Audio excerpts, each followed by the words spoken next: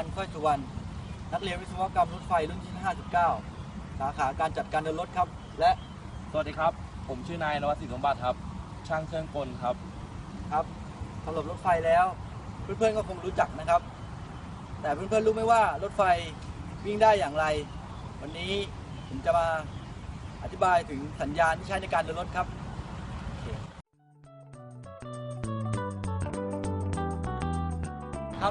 เราจะมาแนะนำชิ้นส่วนแรกก่อนเลยนะครับนี่คือประแจครับประแจกลหมู่ครับคันกับประแจจะอยู่ในสถานีครับแต่ส่วนนี้คือเอาไว้เป็นอุปกรณ์ยึดเหนี่ยวกับรางครับไว้ให้เราดึงทางเบี่ยงได้เมื่อเราต้องการครับ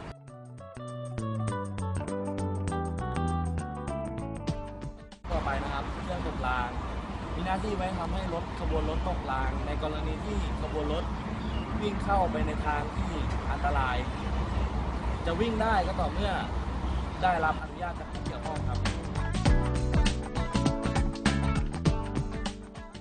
มาถึงสัญญาณตัวต่อไปนะครับเป็นสัญญาณไฟ425ครับไฟดวงล่างจะเป็นดวงสีแดงครับไฟดวงบนจะเป็นดวงสีเขียวนะครับเมื่อสัญญาณเป็นไฟสีแดงปุ๊บมันจะเป็นท่าห้ามครับส่วนไฟสีเขียวอนุญาตให้รถไปได้ครับ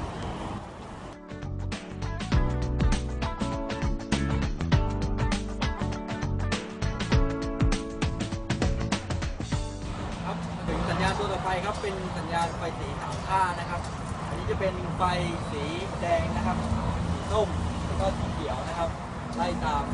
สีเลยนะครับจะเป็นตัวกำหนดให้ขบวนรถนะครับหยุดหรือว่าไปต่อได้นะครับส่วนด้านบนเป็น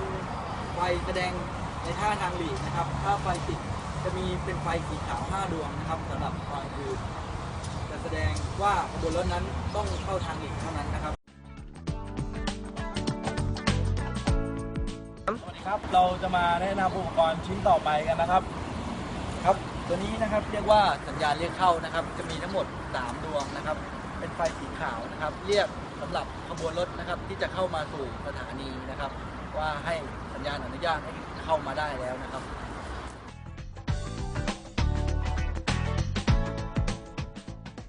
สำหรับสัญญาณตัวต่อไปนะครับเป็นสัญญาณชนิดหางปลาครับ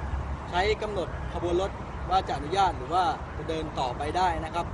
ถ้าเป็นอนุญาตจะเฉียงขึ้น45 องศานะครับถ้าเป็นท่าห้ามจะเป็น90 องศานะครับแบบนี้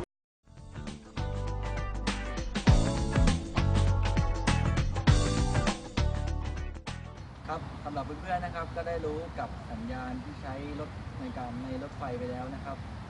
ผม2 คนนะครับก็ต้องขอลาไปก่อนนะครับ